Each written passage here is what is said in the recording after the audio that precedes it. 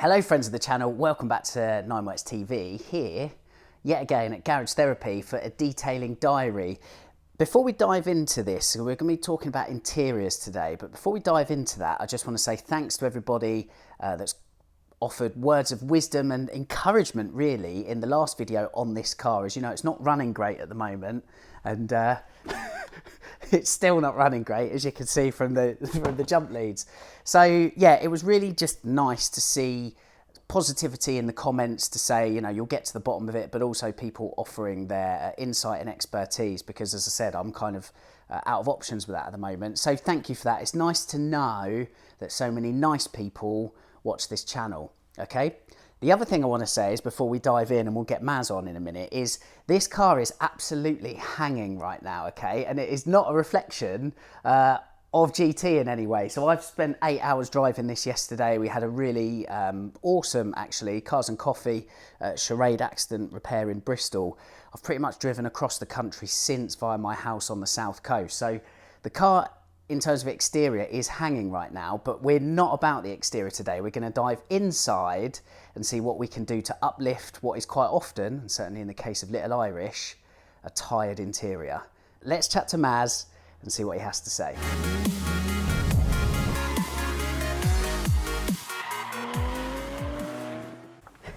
There he is with all his props as well. My props. Maz, welcome to the Dragon's Lair, kind of what it feels like inside Little Irish. So interior today, I am the gift that keeps on giving to you and this channel, I'm certain, because the amount of time I've dedicated to cleaning this interior over the 5 years is probably the same as it takes to scratch your nose.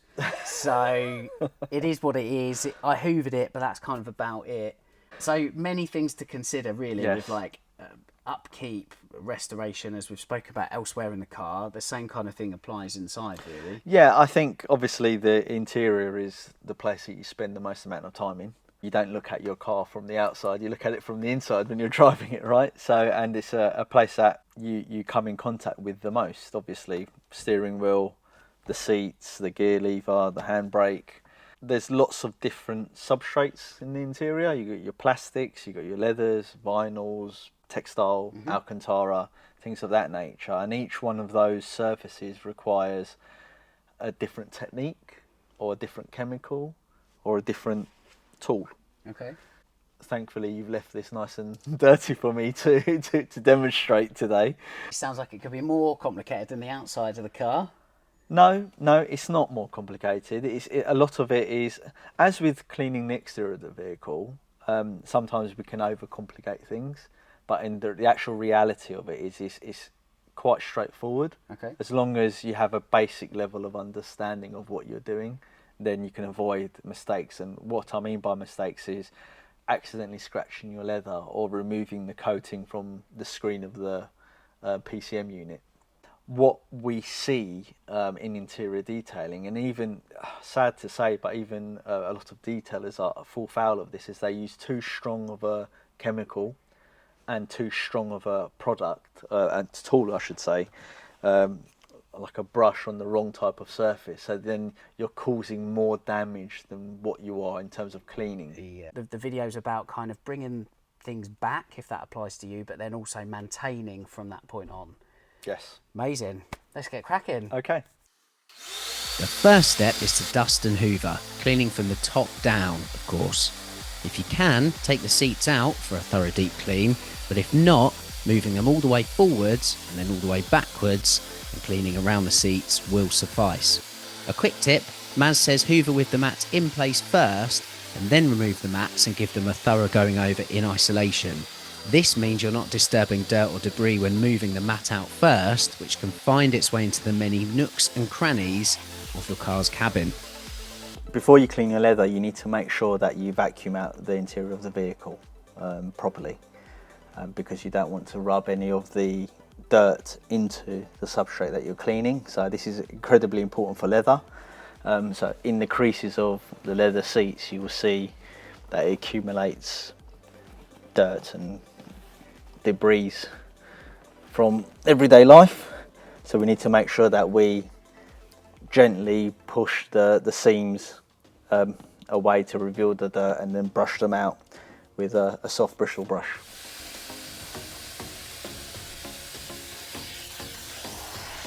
Remembering to work from the top down, Maz moves on to the 996's dashboard. This is done using Garage Therapy's interior cleaner and cleaning pad, which is made up of soft bristles, its white colour showing how much dirt was sitting on the dash of Little Irish.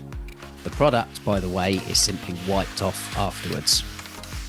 For more delicate surfaces, Maz uses a soft brush to apply the interior cleaner before buffing off again. So the goal isn't to saturate the surface. I'm spraying it on the brush and I'm gently wiping over the buttons. What you don't want to do is just spray directly on the buttons, because obviously the liquid will ingress into the electrics and things behind those various components. So just be mindful of that. With outstanding results already in the making, Maz continued this process for the rest of the dashboard and plastics.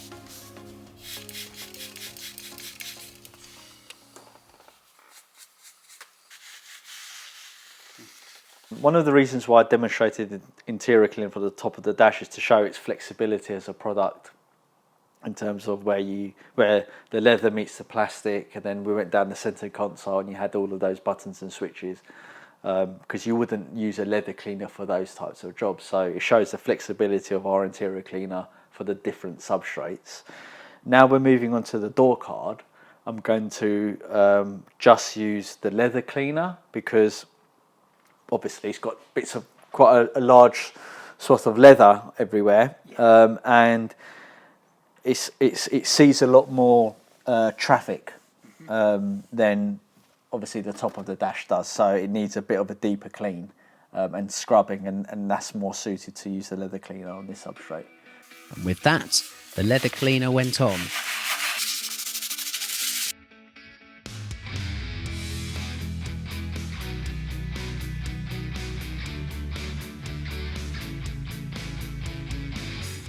Before buffing off. And here's the before and after.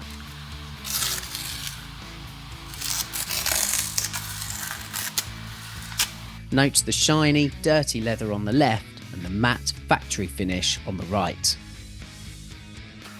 Maz moved on to the seats and repeated the same process using GT leather cleaner, working it into the seat before buffing off, with the before and after laid bare.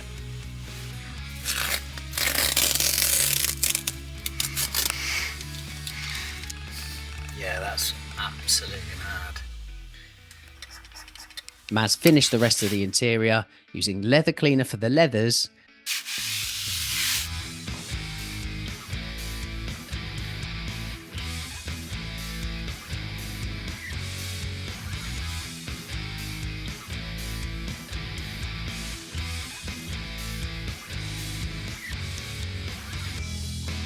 and interior cleaner for the plastics.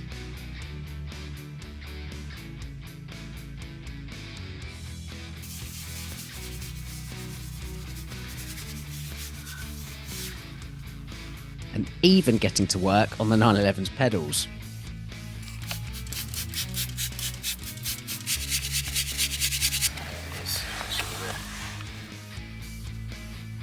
Then Maz gently applied GT glass cleaner to the windows and clock faces using a soft GT glass towel before finishing with a deep carpet clean of the 911's mats.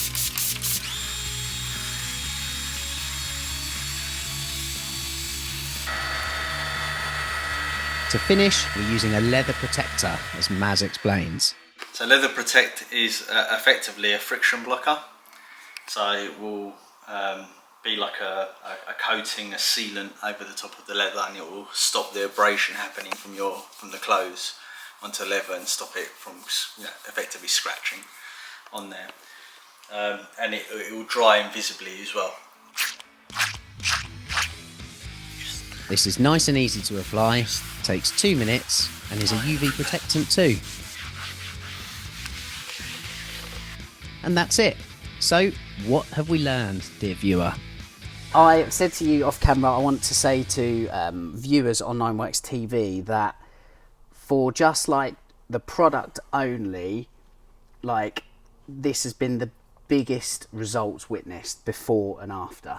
Right. And I think some clarification needed watching at home. You can spend days on your interior, you know, Maz, as you've kind of been telling us. What we've done is something that we hope is realistic. Yeah, so don't look at this video like it's a full-blown interior detail. Obviously, because we're filming and we're trying to demonstrate what we're doing, it's a bit different to real life, let's call it that way. Yeah. And we also want to make it representative, like we've done with other videos, of what you can do at home. It's nice and straightforward. This is what you do to clean your interior. What you have seen on this video today is what we have done. It's been one pass, two in places, just because Maz has not been happy with the finish. I have, but this is Maz's eye for detail. It's quite a big change with minimal elbow grease.